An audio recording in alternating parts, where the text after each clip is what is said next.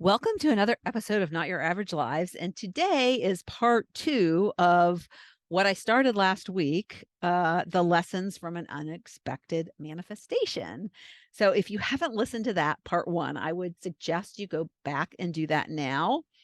I am going to talk about my first week on my new job. So, yes, if you didn't listen to part 1, surprise, surprise, Lori got a new job and she is gone back to the corporate world. And I honestly was really excited about it. And the fact that the mission of the company that I am now working for, AARP, aligns so much with my mission of what I do as a coach and the mission of the podcast and talking to people who are over 50 and helping them have a better life and find spark in their second half, right? So that is so crazy that these two different parts of my life are kind of have intersected in this most beautiful way. And so I don't know what's going to come of all this, stuff. I'm trying to juggle these two things right now, but I successfully did it this past week, and I'm looking forward to continuing to do it and mastering it as I get more into the swing of things, right? Because this first week is like deer in headlights. So, this part 2 is about the lessons that I learned in the past week as going back to a new job. All right. So I have 10 things. Are you ready? I'm going to actually, I was thinking I might just read them quickly and then I'll go back and talk a little bit more about each one. So how's that? That might be fun. All right. So number 1, this one is important because it has to do with you. If you're a regular listener, I am moving my Friday podcast to Saturday. Just FYI, I do interviews on Tuesday, and Fridays are kind of my free for all where I do lessons learned and just friggin' do it themes. And so I just think Fridays is going to be challenging for me because I typically will record like the night before or the morning of, and I just don't want to commit to doing something during the week that is going to interfere with my other job. And at night, at night I can do things, but I feel like I'm better energetically earlier in the day when I record my podcast. So Saturdays it will be. All right. So I learned number 1 was I can't do Friday episodes. Or I choose to not do Friday episodes. So that was a lesson I learned yesterday when I didn't feel like pressing record. And it was also because this episode was about the lessons learned of my first week. And how could I'd be missing Friday if I recorded it yesterday morning. So I couldn't do that. All right. So number 2, I wasn't sad on Sunday night, which I used to be sad when I had a corporate job on Sunday nights and dreading Mondays. So I'll come back to that. Number 3, my brain still works pretty good. I was impressed. I'm proud of myself. It really feels good when you test something and it comes out better than you had thought it would. So that's how my brain performed. It did better than I thought it would. All right. Although I will say at the beginning of the week, I was like, I'm not so sure. But by the end of the week, I was like, yeah, I got this. All right. So number 4, I wasn't nervous. So I think that's partly because I was so excited. I wasn't nervous. That was number 4. Number 5, our mail system in the United States sucks because my computer was lost. So, but yeah, they found it. Thankfully. But the guy on the UPS truck, it was on his little handheld that it was on his truck and I wasn't on his truck. So surprise, surprise. All right. Number 6, I felt more, what's the word? Well, what I wrote down is I found it easier to adhere to my morning routine. I just felt more focused. I was more intentional with my time. I just felt like I got more done than I normally could get done. And I was doing twice as much, really. So it's kind of crazy. All right. So number 7, that was number 6. Number 7, I think I'm going to be having to wear glasses as a work person for the first time ever, because I've always not had glasses, or I've never worn glasses, put it that way. Yeah, but my contacts weren't cutting it last week, and that really sucks because I've always had perfect eyesight, and this getting older, and the eyes and ears, they're just, they got some mileage on them, and they don't work like they used to. So that was a bummer. All right, number 8. Did you know that AARP is not just for retired persons, that anyone can join? Surprise, surprise. And number 9, oh my gosh, there's so many good things on the AARP site. And one of the things that I wanted to talk about, but I'm not going to go into a lot of detail. What I realized is that I can now bring valuable information to my listeners about things, features, stuff. The site is like so vast, so many things. It's unbelievable. And I have been an AARP member for a long time, 2015, I think, since. And actually, I did find out, because there was a problem with my account and we couldn't figure it out. I did even have an account when I was married before. So different name, because it was connected to the same phone number. So that was the problem. So I've been an AARP member for a long time, and I never logged onto their site. So there's lots of stuff. But this one area is this area for volunteers. And so I thought this is really cool. And it's actually going to be under my area. And so I'm going to learn a lot more about it. I'm going to come back and talk to you guys about it, because I think it could be something really valuable for people. Although, unfortunately, if you're in Canada, I know I have some Canadian listeners and some people outside of the US. So you probably have your own version. I think they told me that Canadians have a version, an AARP version, but it's probably CARP, Canada Association for Retired Persons. All right. And then number 10, I learned about the founder and how AARP got started. And that was fascinating. So fascinating, because she is like a typical person who had retired and then started something brand new. So such a great example for me to use as I'm working with students who are feeling like stuck and like have no spark in their life. So I a lot of times use Grandma Moses, and this Ethel Percy Andrus is even better than Grandma Moses. Oh, I wouldn't say that. They're kind of equal. I mean, they're very different. Okay.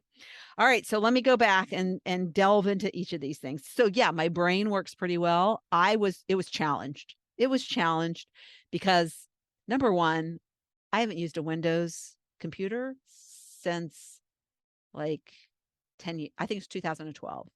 Last time I used, it might have even been before that. So a long time. And so it not only took me a while, I had to get all the software set up. I am a remote contractor for AARP. And so that meant that there was nobody like a computer person that could come over and look over my shoulder and help me. Now, they do have these days where people can dial in remote and navigate on your computer and help you. So I did that a few times, but we finally got everything set up, and lots of software. Some of the software I've used before. And so for me, I'm pretty tech savvy because I've been working for companies, software development companies. So I wouldn't say that I'm an expert, I'm not a coder. I'm not a programmer. I don't know, you know, what's the code that's oh my gosh, I don't know, it's HTML language markup stuff. No, I don't know that. See, I don't even know what it's called. So but software, it's like there's menus and you can figure it out ultimately. You can Google it, you can, look it up on YouTube. And so that's actually what I did. I found a YouTube video on Windows for beginners. It was an hour and a half video. And so I pulled that up on my Mac, and then I got on the Windows laptop and I just did the things that he told me to do. And I was like, oh, oh, oh. So yeah, that's what I did. And so I got all these different softwares like a VPN and a authenticate thing, because you have to enter a code. It's kind of like two-factor authentication. They have that on Facebook. It's like they send you a text on your phone. So I had to set that up for lots of different apps. Whew. And then mail system. I had to use Outlook, and Outlook has Teams, which is the video system they use for meetings. And I tell you, I was going on meetings and I didn't know where the controls were. I'm used to Zoom. But anyways, I will say that, yes, my brain, I'm very proud of it. It did amazing this past week. But I will say I did have, I did reach a frustration limit on a couple of times. But I just took a deep breath and I'm like, it's all okay. It's going to be fine. You'll get the hang of this, and you'll do it. And by the end of the week, I was like, oh my gosh, it's all like coming back to me. It's so funny how the brain works. It's like you aren't on a bicycle for 10 years and you get on the bicycle and you know how to ride a bicycle. And so I found myself, it was very quick where I kind of start to adapt and kind of navigate and know my way around the laptop. So yay. 2 thumbs up. So yeah, so I wasn't sad on Sunday. And what I realized is that I wasn't sad because I was so excited. I wasn't nervous because I was so excited. And that makes a big difference. And I just know that the last 2 jobs, I mean, I was giving corporate a bad rap, but it wasn't corporate. If you find the right mission to get behind, if you find a job that has the tasks that light you up, and I've learned a lot about that. I've learned about the tasks that deplete me and the tasks that light me up. Don't give me some analytical task, because I don't want to analyze stuff. I don't want to spend time researching stuff, really. I want to be working with people and like figuring out, the game plan and, all that. So that's what I'll get to do in this job. And so I was excited about it. And I also like to be challenged, and it is a great big challenge. And so I'm getting a challenge, and it's fun. It's fun to be a part too of kind of a bigger thing. And I just think the mission is so great that AARP stands for. Yeah. And so the other thing is that I think I wasn't nervous because I didn't have to worry about going into an office. I didn't have to worry about what I was going to wear. It was like, what t-shirt am I going to put on? Do I really need to wash my hair? Do I need to put on makeup? I think a couple days I didn't even put on makeup. And one day I put my hair in a hat, up in a hat. So I didn't have to worry about commuting and parking, and all of that adds stress and nervousness, I think, to something new. So it made it so much easier. And I knew somebody on the inside. So that made it easy because I knew I could talk to her if I had a question that I didn't really want to ask my boss. So yeah, so that was really made it for an easy first week. And so thank goodness. Talked about the mail. Yes, the package, they did find my laptop on a different truck, so I did get it. But I did have to use I had to set some stuff up on my Mac and use my Mac for a couple days. So that was a little frustrating, because then when I got my laptop, my Windows laptop, I had to kind of duplicate my effort, because what I did on Monday, I had to do on Wednesday. But the other thing too is that, like, if it's on my Mac and my Mac's easier to use, what do you tend to want to do? You want to go back and use your Mac, but I can't use my Mac because it's off limits. And then, so I have to use the Windows machine. So yeah, so that was a learning curve of kind of migrating off the machine I'm most comfortable with, but it wasn't challenging me. So I had to, like, do a little challenge, right? Because that's like the thing with the brain, right? Comfort zone. I want to stay in my comfort zone. It's too uncomfortable outside my comfort zone. Okay, I go out there, and I'm like, I wasn't afraid, which is commonly happens, right? When you go outside your comfort zone, but I was frustrated. I was like, Rawr! I want to go back into my comfort zone. And so I was just like, no, because, if I just do this long enough, it won't be frustrating anymore. And that was true. Yeah. And so my morning routine totally kicked butt this past week. I exercised every day. I did my meditation every day. Gratitude, I always do anyways.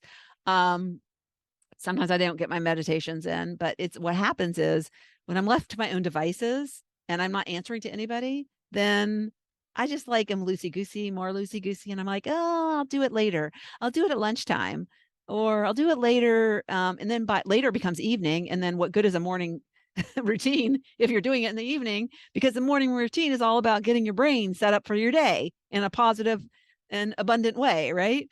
At least my morning routine does that. And so, I with left to my own devices, I'll maybe do one thing, morning mindset, and then I'll be like, oh, I'll just do this work thing, and I'll start doing that, and then it'll suck me into something, and then I'll be like, just don't get it done. And so, and exercise, I was so happy to be consistent with that, but I had a deadline, and I knew I had to get it done by 9. And so my dog was really happy too, because he got a morning walk every day. And I just felt so much more focused and intentional. I was very intentional, and I made the most of my time. I made the time really quality time. I didn't feel like, and I plan my day. So I normally feel very productive. In fact, I evaluate my productivity, like how productive I feel. And I normally give myself a 10, but I tell you, I felt like it was a 20 last week, because I was doing more. So yeah. So what were the other things that I talked about? Yeah, it looks like my contacts aren't going to work. I just can't see the computer screen with my contacts in. Yeah. And so I talked about the AARP. I told my daughters to get an AARP account, because you can have and get access to all those discounts before you're old like me. So, but aren't I a good person to be an employee there, because I am their number one client, right?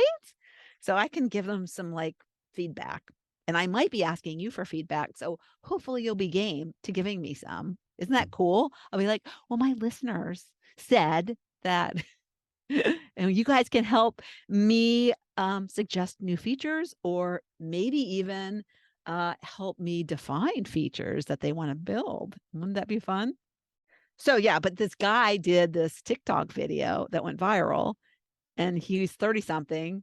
And he said, oh yeah, you can get an AARP membership. And they had this huge burst of new members, of younger members. So that was kind of cool. I heard that, and I had to look him up on TikTok, and now I'm following him. Yeah. And so what else? The founder. Yeah, I wanted to touch on her because she was pretty amazing. She was born in 1881 and lived to she died in, I want to say, 1965. She was 85 years old. So do the math. I didn't write it in my notes what year she died, but she was 85 when she died, almost 86.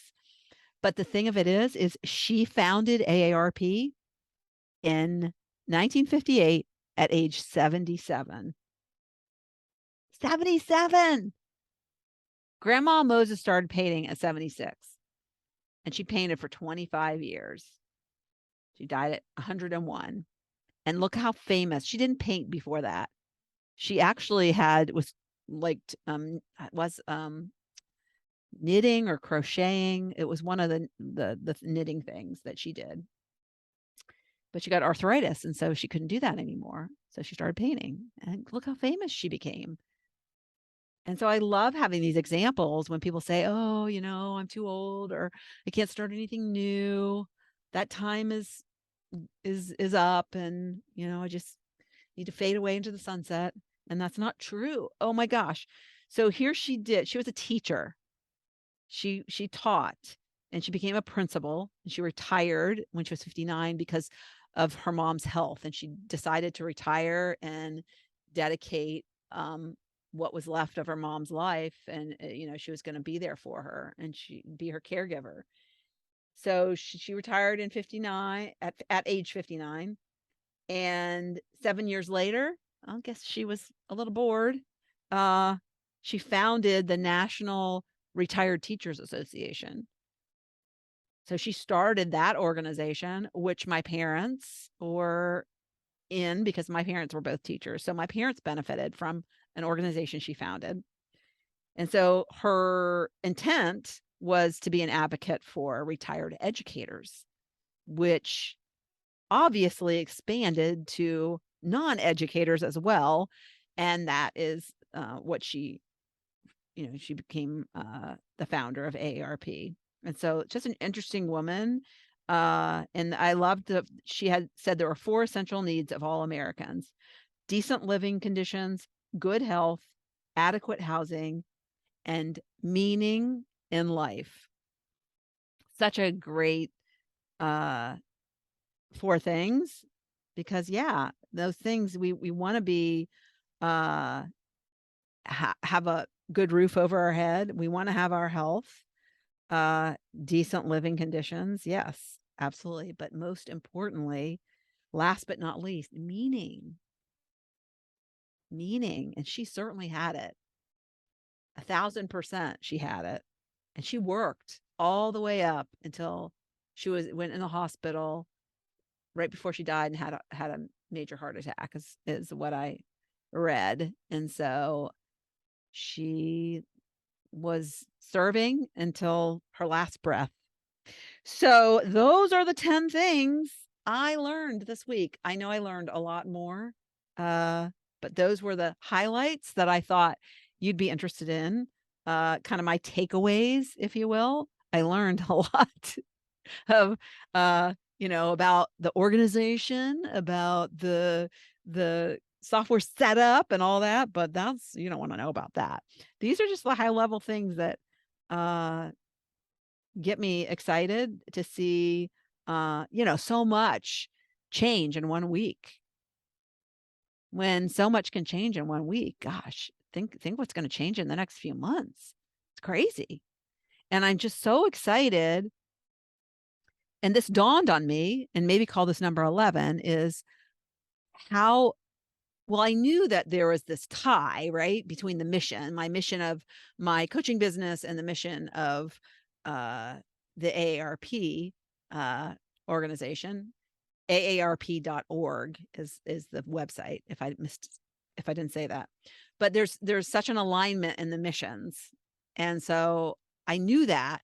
But then I started to think, when I was thinking about all the cool stuff and that stuff I can share with you, and ideas that you can help me with. And I started thinking about how, where's this going to go? Where could this go?